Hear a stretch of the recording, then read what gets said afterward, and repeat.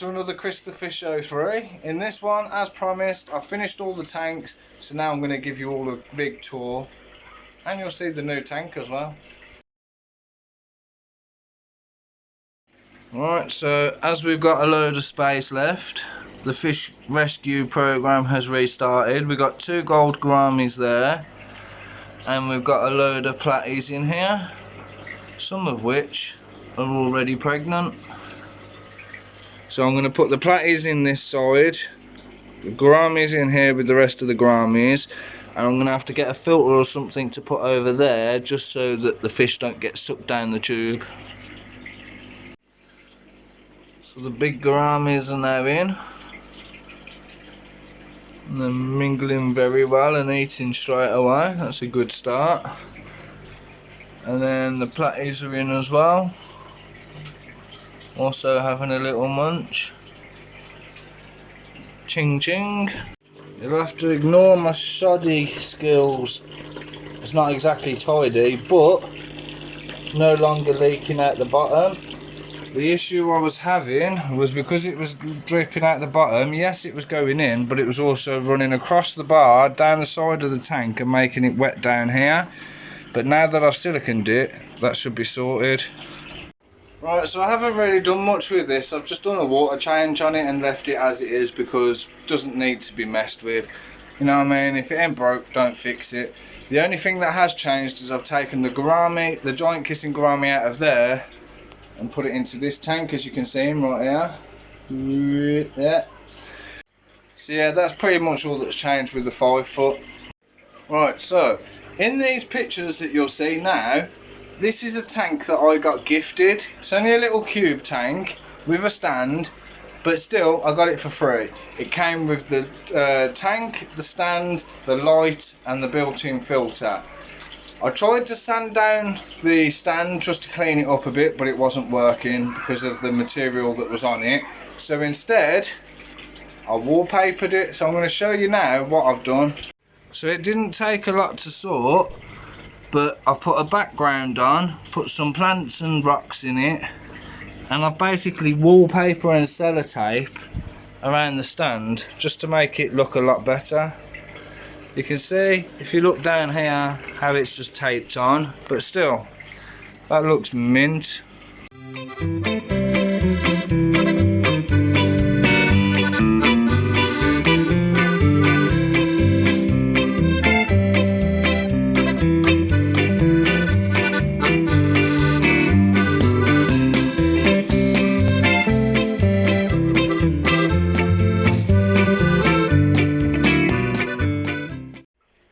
Right, so as I promised, we're going to get to the tour now.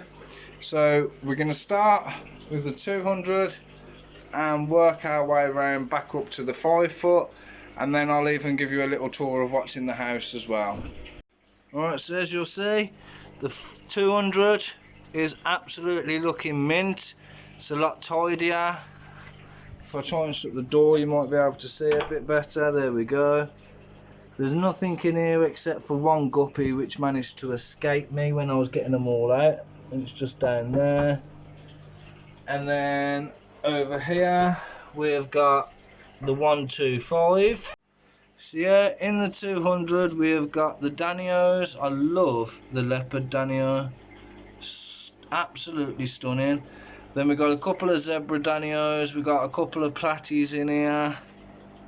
And you can see you got normal Danio and a long fin one. So we've got 3 different types of Danios. Then you've got all the guppies in here as well, as you can see.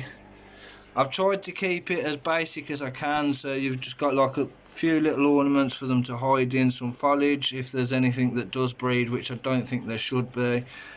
And the only live plant that I have in the entire fish cave, or in any of my tanks period. Seems to be doing alright. Looks a bit tatty and battered, but to be honest, I'm not really fussed. I prefer my fake ones anyway. Then obviously you can see the bin's full. I've been sorting out all my food and everything. I'll get to that in a minute. My DIY sink, which is working absolutely fantastic. Before I start on the 5 foot, I got absolutely tons of food in here, water test kits, all my food and stuff down there as well. Then on this side is just the external filter. I've got the 1400 APS in there. So then we'll come to the 5 foot. So you can see we've got 5 of the parrot cichlids in here. We got a load of gouramis. We've got pearl gouramis, gold gouramis, kissing gouramis, and as you'll see just down here we've got our little pleco as well. See if I can see him. There he is. So yeah, again in this one I've just put the foliage in and the rocks and stuff. There's no big plex in here that need ground, so I've just put loads of hidey holes, especially for the parrots, just so that they can play nicely with each other. We've got a couple of the new gouramis, as you saw earlier in the video. They came today, so they're doing really well with the others. I put an extra big air stone in there as well, which was in that tank, just because of how many fish is in there. I've got the bubble curtain at the back, but most of the flow's on that side, so I just needed something to even it out. Right, then on this side of the 240, we have our new little platies. I think these are the pregnant ones already. See if I can get a bit of focus on them. We've got, I think there's about 6 in here. There's 5 there, 1 at the back. So yeah, we've got 6 new platies in there. I've put a piece of sponge media into the internal, so no fry can get stuck in there, and then you've obviously got the air bubble as well. On this side we've still got, there they are. I'm sorry if the camera's a bit shaky, I'm trying my best. But that's all the fry with the dual cichlids. Oh, there's one just popped out. So they will grow up to look as stunning as that one. So yeah, that's the 240 divided, so it's like a little breeding tank. Then over here you've already seen we've got the tote, or the IBC tank, or whatever you want to call it. You can see all my cichlids in here. They're doing absolutely stunning. They're all in this corner at the moment because they're used to me already. They know over this corner is where I feed them. Obviously it's all solid there, and then I've got my slidey lid to feed, so they know it's feeding time. But these things could eat about 5 times a day if I'd let them. You've also got a couple of Sindonsis, which you probably just see the fin about here underneath. There's 2 of them and a Raphael catfish in there, as well as the giant plec, which you might just about see at the back here. And on that one I've got the 1200 IF internal, I've got the 2000 APS, plus I've got my DIY sump. I forgot to mention on this one I got all my dechlorinators. I've got another 1400 on there, and then on this side I've got a bag full of media, 2 buckets full of medicines and stuff like that. So yeah, that's all the filtration on this one. Then this is the new cube tank, which I haven't put a heater in. I don't even know if I'm going to put fish in it yet, whether I want to keep it, sell it, I haven't quite decided. Started rehoming fish again, so if I do need it, it's here. All I've got to do is slap a little heater in. But then you've got the little filter on the back there, providing some flow and oxygen. All my tools, all my electrics. Got in the bucket is all my like grips and suckers and things like that, and air stones and stuff. In the blue bag is all my air piping, and in the box at the bottom is all my tubing, so mainly like the spray bars and stuff like that. Then as we come to the 5 foot, which has got to be one of my most active and favourite tanks, got my silver dollars, silver sharks, I've got rainbow shark, I've got Dilma turtle, flying foxes, severums. There's one of the severums next to my 1.5 foot long plec.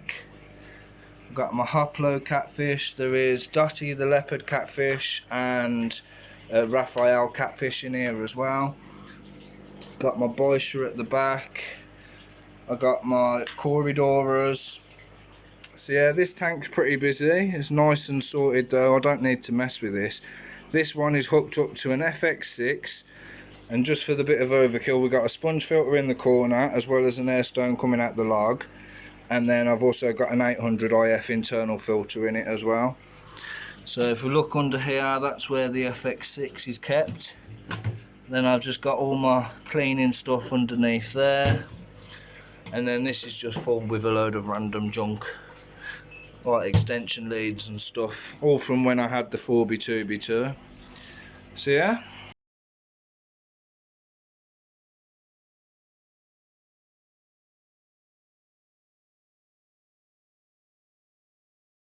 Then on top of all that, got to have all my superhero collections. I've got all my figures I've moved to here because on the 240 they just kept getting in the way because I had to keep lifting the lid.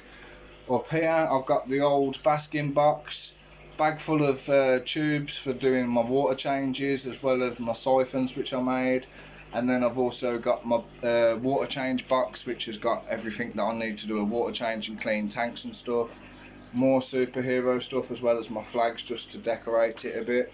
But yeah, obviously I've got the main light in here as well as the little strip lights.